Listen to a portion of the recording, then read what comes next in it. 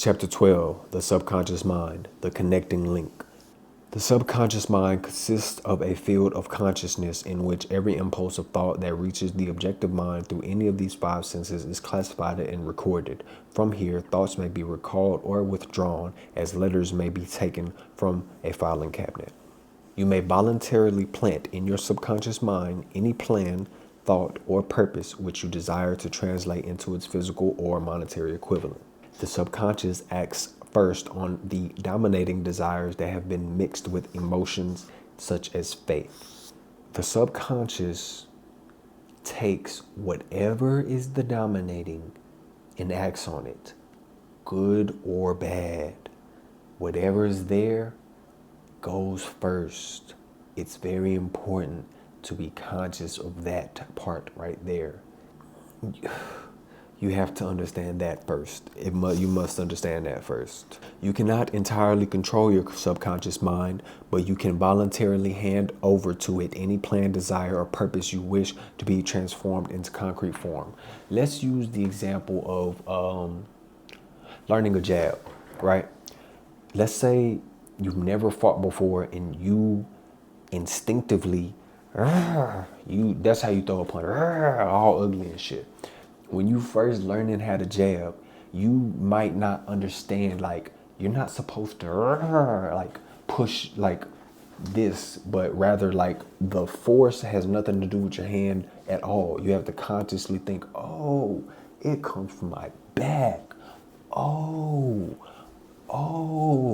and then you understand, like, you'll reprogram yourself by repetition and practice, but first by consciously understanding, hey, body, I can't do like that. I can't do like this. I need to do like this. I need to do like this. I need to do like this. I need to do like this. You know what I'm saying? Like, you need to tell the mind. This is just with a jab. Even with when I had to learn a backflip, I had to tell myself, hey, don't do that. Don't jump like that. Jump like this. You know what I'm saying? Jump like this. I had to reprogram myself by first consciously acknowledging, hey, this needs to change. This is wrong. And by you telling yourself the constant repetition of, hey, do it like that, that is the planting and watering of the seed. That is the consciousness teaching the subconscious, like, how to move. You know what I'm saying? Like, you need the initial conscious effort of saying, hey, this is wrong, body, subconscious. Do it like this. That's the teaching yourself. The subconscious mind is the connecting link between the finite mind and infinite intelligence. Okay, that's a heavy idea. I'm not ready to get into that in this book, but the subconscious is the accumulation of all of your being. To communicate with infinite intelligence, as it says, the infinite intelligence uses the subconscious in order to communicate with you. What the fuck did you just say, DJ? The infinite intelligence, in order to talk to you, in order for you to see it, in order for you to acknowledge it, will speak to you, and you will understand its language through your subconscious. What the fuck did you just say, DJ? Your subconscious, your being, your totality, and whatever you are, may speak in language, picture, or something like that. You need this. It's a very complicated idea. I wouldn't recommend. I'm not going to get into that in this book. It's just too much of a complicated idea for this book right here. In the later books, if you stick around, I'll do some more complicated books, and we'll go into like the real structure of the mind type shit. You know what I'm saying? For the present, it is sufficient to remember that you are living daily in the midst of all manner of thought impulses that are reaching your subconscious mind without your knowledge. Some of these impulses are negative, some are positive. You are now engaged in trying to help shut off the flow of the negative impulses and to aid in voluntarily influencing your subconscious mind through positive impulse of desire. You need to be aware, firstly, that it's always on. It's not some shit that you're switching subconscious, conscious, subconscious, conscious. Even when you're conscious, the subconscious is in effect all times. So you need to understand that if I was to hit my toe, you stupid motherfucker. I could say that. I could become quick to anger, or I could say, I wasn't being careful. I stubbed my toe because I walked into it. That wall didn't do shit to me. It's like, I mean, that's a stupid example, but it's what I'm trying to tell you is that it's the acknowledgement of the impulse that arises, whether it be anger, whether it be accountability, whether it be fear. Oh shit, like the reactionary impulse that arises, you seeing it is the important part, the acknowledging of it. And then from that point, you can decide, hey, do I want it to be this way? Or do I want to say, DJ, don't be angry. Why are you angry? That wall is literally inanimate. You did that. You did that to yourself. I can flip my reaction into whatever I want it to be. I could literally say, I want to be more angry. I want to express myself through anger and start getting mad. You know what I'm saying? Maybe you're a little dorky little fuck and you just never express your angerness, and you know what I'm saying? You need to, you know what I'm saying, let it out. Reprogram yourself to be more, you know what I'm saying, more shoulders. You can program yourself however you want. It's up to you, but it's suggesting in the book that you push yourself towards a more positive programming. You are preparing yourself to influence and control the inner audience of your subconscious mind in order to hand over to it the desire for money or whatever which you wish transmuted into its monetary equivalent. It is essential, therefore, that you understand the method of approach to this inner audience. You must speak its language or it will not heed your call. It understands best the language of emotion or feeling. Okay. You can't just say, mind, do a fucking backflip. Like, you can't just fucking think it. You can't. It just doesn't work. You must get up, go through the motion, jump in the air, backflip. You can't say, mind, be that way. Be different. Be different. You must act it out. The subconscious speaks emotionally. When it says emotionally, I don't want you to think like how do I get emotional about this? Like how do I pump myself up into the, no, like emotion in the sense like you're actually acting it out. You're actually feeling it. You're actually doing it. You're actually going about it. It gives you a list of emotions, positive like desire, faith, love, sex, enthusiasm, romance, hope, negative, fear, jealousy, hatred, revenge, greed, superstition, and anger. It is very, very, very beneficial for you to have a understanding of what each of the negative emotions look like within yourself. Fear, you may not express it how it looks like. Fear looks like, oh no, You may not express fear like that. You might express fear like, I'm not gonna let nobody get close to me.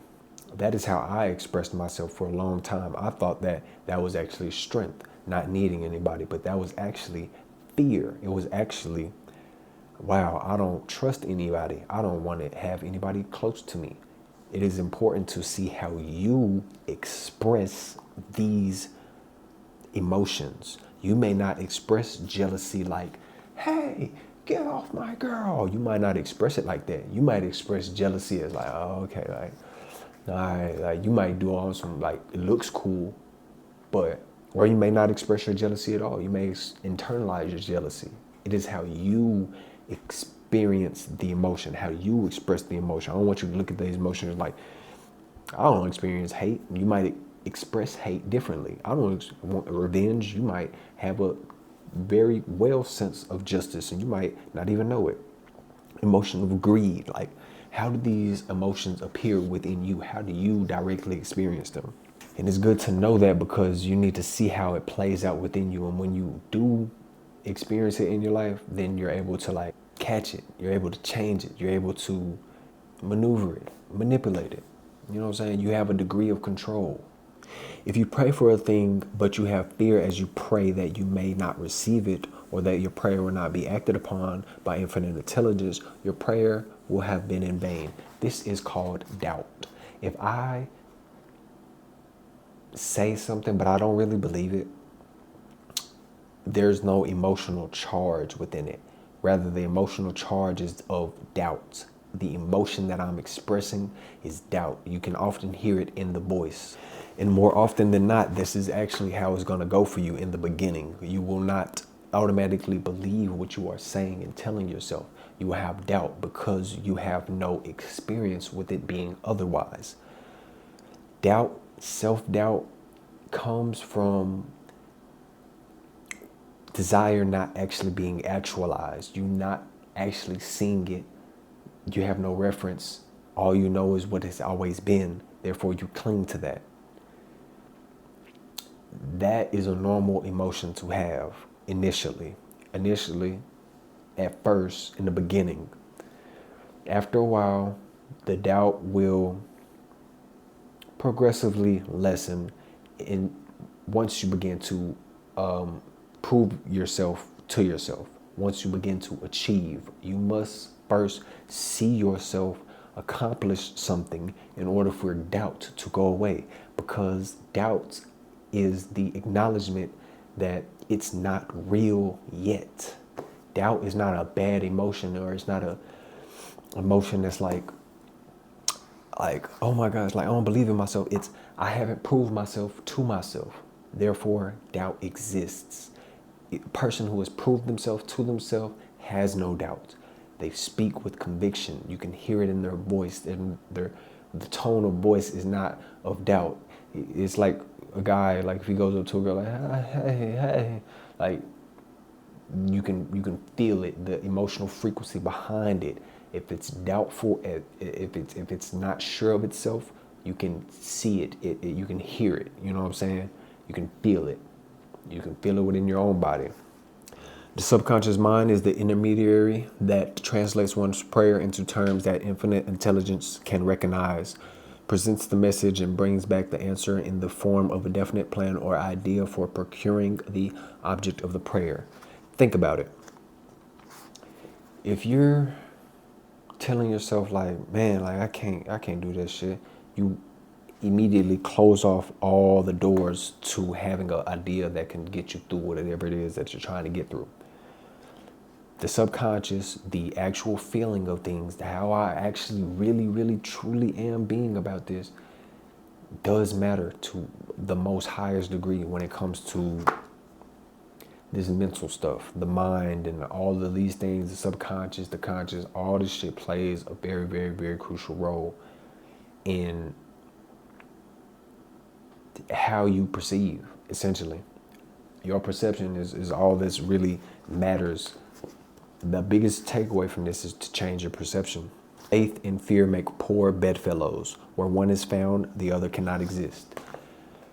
That's the cold-blooded truth. You either are fearful or faithful. There is no in between. There's no wishy-washy. Even if you think like, oh, I'm here, you're actually over here. If you think you're faithful, you're over here. You must know you're faithful. There's not a doubt, a crack of doubt that seeps into a person who is fully faithful. A person who has zero doubt, even if things don't work out, their confidence is not shattered, broken, or changed whatsoever in the slightest. Versus the person who has doubt, it's full of cracks. Any type of opposition is liable to break their whole structure. Chapter 13, the brain, a broadcasting and receiving station for thought. It was concluded that every human brain is both a broadcasting and receiving station for the vibration of thought. We're going to get into that. The creative imagination is the receiving set of the brain, which receives thoughts released by the brains of others. It is the agency of communication between one's conscious or reasoning mind and the four sources from which one may receive thought stimuli. The subconscious mind is the sending station of the brain through which vibrations of thought are broadcast. The creative imagination is the receiving set through which the Vibrations of thought are picked up from the ether. The subconscious mind is the material that's being worked with. The creative imagination, what's the difference? The creative imagination, the imaginative faculty, is the receiving set. Your imagination uses the data from your subconscious in order to produce. It uses pictures, sounds, whatever is in your subconscious, your freak, and uses it in the imaginative space. It's going to talk about intangible forces. When you get to talking about space and time and things like that, it kind of gets a little difficult to take anybody serious who isn't a scientist or, you know, anybody with any credibility or any type of say-so in this field. So this book talks a lot about what they call the ether. It's basically saying the thoughts that we have, they, in order to reach where they go, they have to be somewhere. They're not nowhere. Where are they? You know, where are they happening? Where are they transversing? We can't measure them.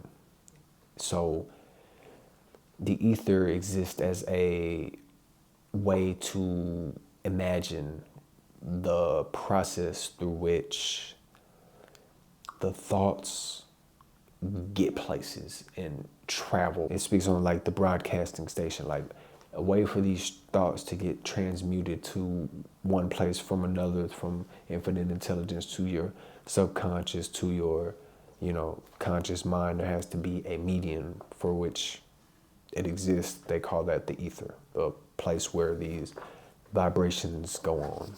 It does acknowledge that we are ignorant of them and that we do not fully understand them. So there's that. The final piece of this chapter is called What is Telepathy? Now, I'm not really going to go too heavy into telepathy. What is telepathy? What is clairvoyance? What are these things? It's an idea that we are able to use our minds to a greater extent than we previously knew.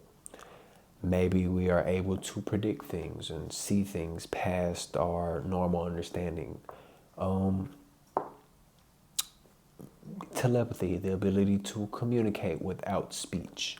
There have been some people that have tried to prove this. There have been a lot who have failed.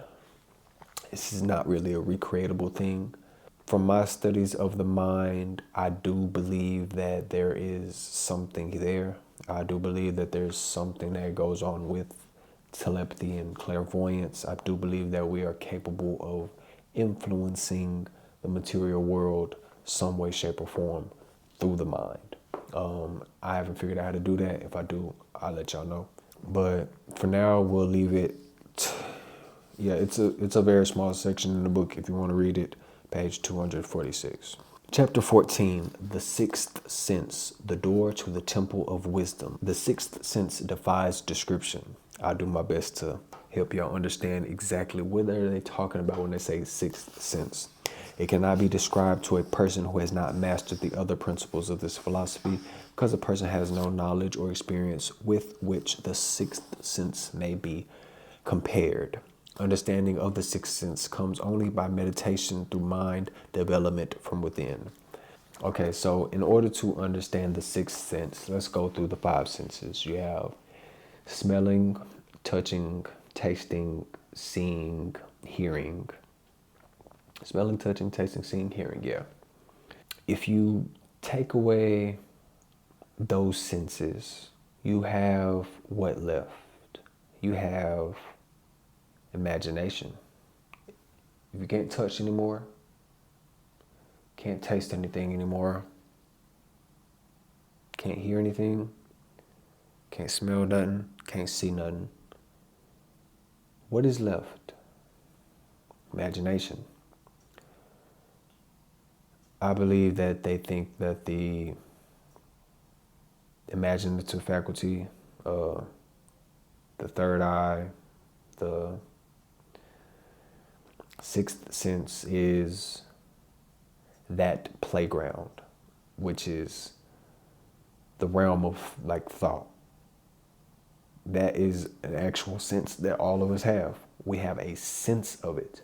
We are aware of it. We acknowledge that we have thoughts. No one would ever tell you I don't have thoughts, but we don't really consider that a sense, even though we can sense thought. We can sense emotion. We can sense it. Like, we can literally sense it. If you think about it, we can sense these things. That's what I would think of when they say sixth sense. I would think of that realm. It gives a nice little story of how he makes a council in his imagination of what he considers the greatest leaders ever, or, you know, people that he admires, you know. And if you ever attempt an exercise like this, you will find that it is extremely difficult to keep your mind. It is difficult to keep your mind focused. That's the only way to put it, but I was going to say it's difficult to keep your mind focused, yeah, for a long enough time in order to build up all of these characters, in order to see them, in order to actually experience them, in order to feel it and feel as if your body is there. It's difficult to do. It's try it. I mean, you'll probably not be able to do it because this is difficult. It takes a lot of years of playing with the mental substance, which is the imagination. You must exercise it and work it like a muscle. If you don't do that, your imagination is pretty much non-existent. The more imaginative you are, the more easier this type of exercise will do. But if you don't want to do that exercise, you could do this with anything. It is scientifically proven that if you practice playing a piano, if you practice doing push-ups with your mind and nothing else, it will increase your abilities at those activities. The sixth sense is not something one can take off and put on at will. Ability to use this great power comes slowly through application of the other principles outlined in this book. Meditation, self-examination, and serious thought. Yup. The sixth sense matures and only becomes usable through years of meditation, self-examination, and serious thought. This is a real thing, I promise you. This sort of understanding comes in its fullness only through familiarity with and use of the principle of the sixth sense. Therefore, that principle had to be included as part of this philosophy for the belief of those who demand more than money. Fact. Yeah, definitely read that one for yourself. Chapter 15, how to outwit the 6 ghosts of fear. Okay, it gives you 3 enemies that you shall have to clear out: indecision, doubt, and fear. Indecision is the seedling of fear. Indecision crystallizes into doubt, and the two blend and become fear. So it's saying the ability to decide to choose to do something will lead you into doubt, which will lead you into fear. They're all connected in one kind of chain, but it starts with not doing shit at all, not doing what you're supposed to be doing. Do what you're supposed to do to avoid and eliminate the doubt and the fear. Before we can master an enemy, we must know its name, its habits, and its place of abode. True, I'm gonna speak on that sentence. You must first acknowledge the enemy. Enemy meaning anything that is not desirable for you in your life. If you have bad habits, you must first acknowledge that you have a bad habit. You must know your enemy. 6 basic fears: poverty, criticism, ill health, loss of love of someone, old age, death. There's a lot of fears. It says these are just basic fears. Fear of poverty, hell yeah. Nobody wants to be broke, so that's a major fucking fear. Fear of criticism, hell yeah. Fearing what people think about you, what people say about you, what your friends gonna say, what your mama gonna say, what your daddy gonna say, what everybody gonna say, hell yeah, major fear.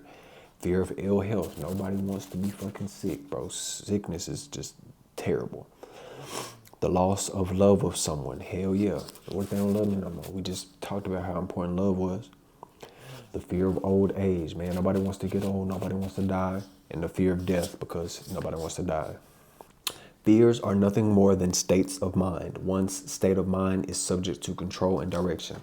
100% true. That's why I suggest meditation in order to gain some sort of defense, at least gain the ability to acknowledge the emotion of the fear, like as it arises in you. It don't mean that you necessarily need to eliminate it, but bare minimum, you need to acknowledge that it's within you, because Prior to that, you don't have any choice. It is through the recognition that you then have choice in order to move yourself in a different way. Nature has endowed us with absolute control over but one thing, and that is thought. 100% true. You can't control shit else. I'm going to do a book review on a book called The Power of Now. Going to go heavy into this topic of the only thing that you truly have control over is your damn mind, your thoughts, your emotional environment, your inner world. That's the only thing that you truly can have a true grasp on, and that's it. We're going to get into that though. It's going to go very deeply into all of the fears. I suggest you get to know them and know them well. You may control your own mind. You have the power to feed it whatever thought impulses you choose. With this privilege goes also the responsibility of using it constructively. You are the master of your own earthly destiny just as surely as you have the power to control your own thoughts. You may influence, direct, and eventually control your own environment, making your life what you want it to be.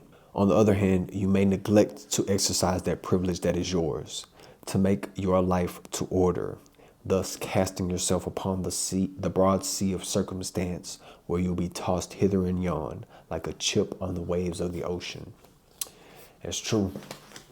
Nobody else can do this for you. You must take accountability.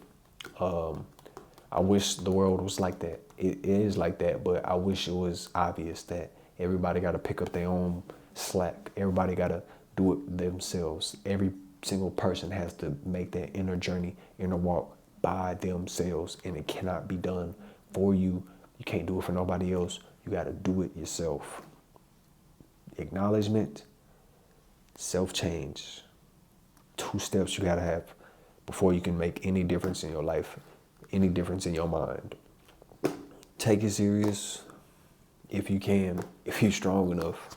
Chapter 16, last chapter, the devil's workshop, the 7th basic evil. In addition to the 6 basic fears, there's another evil by which people suffer. It constitutes a rich soil in which the seeds of failure grow abundantly. It is so subtle that its presence is often not detected. The affliction cannot properly be classed as a fear. It is more deeply stated and more often fatal than all the 6 fears. For want of a better name, let us call this evil susceptibility to negative influence. Big one, big one, big one. The influence of others is insane. There's people influencing people to kill people. There's people influencing people to go to jail. People are influenced to make robberies.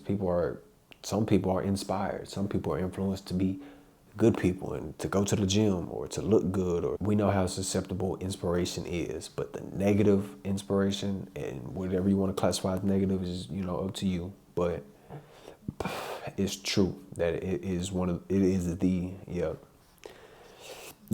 to protect yourself against negative influences, whether of your own making or the result of the activities of negative people around you.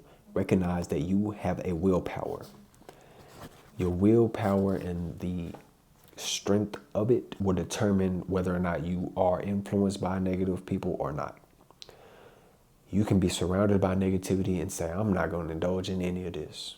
Or you can say, shit, this is just what's going on. Everybody else around me doing this, I'm going to do it too.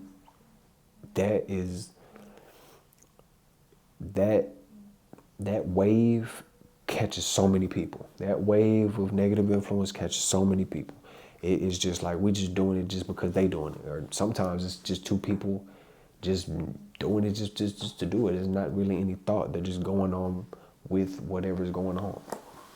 So we can acknowledge that, but it also goes into ways that you can defend yourself against it. Recognize the negative influences often work on you through your subconscious mind and are therefore difficult to detect. Keep your mind closed against all people who depress or discourage you in any way.